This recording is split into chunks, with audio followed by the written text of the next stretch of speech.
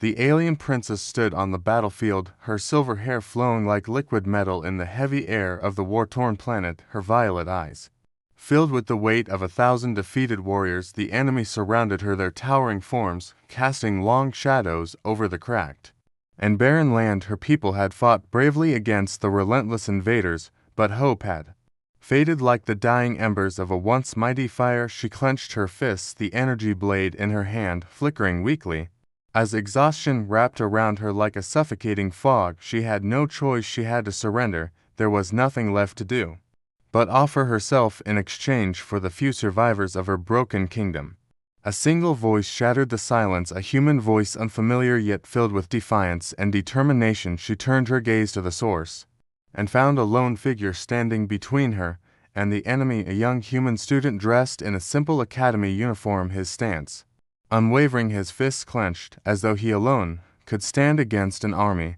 His name was Daniel, an exchange student from Earth who had been stranded in this war-ravaged world long ago. He knew nothing of war, nothing of intergalactic politics, nothing of the ancient feuds that had led to this moment, yet something in his heart refused to let him stand idle by and watch an innocent ruler give up everything. The enemy commander stepped forward, his armor glinting with the eerie red glow of his war insignia. His deep voice resonated through the battlefield with cold authority. "Stand aside, human, this does not concern you," he declared. But Daniel did not move, he did not falter. He lifted his chin and met the commander's gaze with an intensity that should not have belonged to a mere student. His mind raced. He had no weapons, no training, no grand strategy, yet he knew he had one thing that no warrior in this battle possessed. He had the will to challenge the inevitable. The princess watched in disbelief as Daniel began to speak. His words held no threat, no arrogance, only a simple yet uncheckable truth. He spoke of the cost of war, of the lives that had been lost, of the countless futures that had been shattered. He reminded them that surrender was not just an act of defeat, but a choice to abandon everything that had once made them who they were. The enemy soldiers hesitated, their grip on their weapons loosening for the first time. Doubt flickered across their monstrous faces.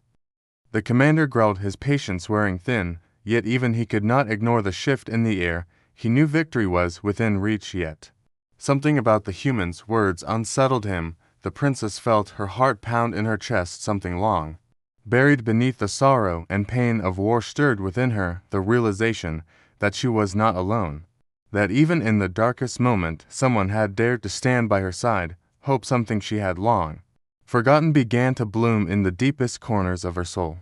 Daniel took a step forward, then another and another, until he stood directly between the princess and the enemy commander. His voice never wavered, his resolve never shook. "If she surrenders today," he said, looking into the eyes of the towering warrior, "then everything we have fought for, every sacrifice, every drop of blood will have been for nothing. We do not fight to win, we fight because we believe that something greater than war exists, and I refuse to let that belief die here."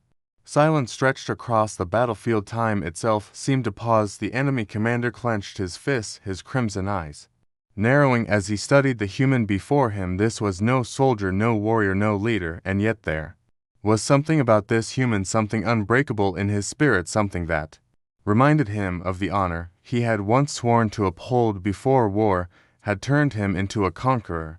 The princess stepped forward, her strength returning like a fire.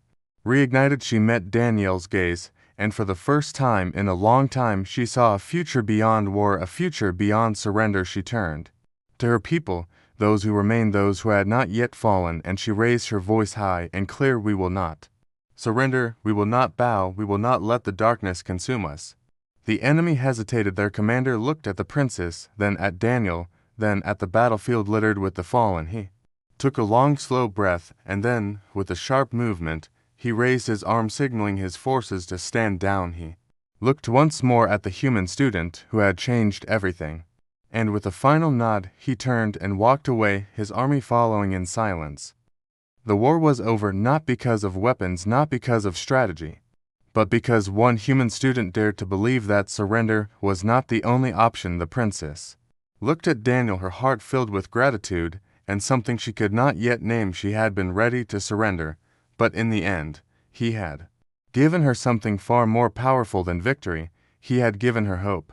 As the battlefield grew quiet and the weight of war slowly lifted from her shoulders, the princess turned to Daniel, and for the first time in years, she smiled. He had been a stranger, a mere student, caught in a conflict far beyond his understanding, yet he had changed everything. She reached out and clasped his hand, her touch light, yet filled with unspoken gratitude. "Daniel, you have saved not just me, but my people, and our future," she said, her voice carrying the strength of a leader reborn.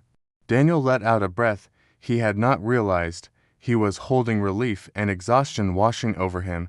He had not set out to be a hero, he had only wanted to do what was right, and yet now he stood at the side of a princess who would one day rebuild her kingdom. With the promise of a new dawn ahead, they walked away from the battlefield together, not as ruler and outsider, but as allies, as friends, and perhaps something more, a story that had once seemed destined to end in despair now held the promise of a brighter tomorrow, and as long as they stood together they knew that no force in the universe could take that hope away.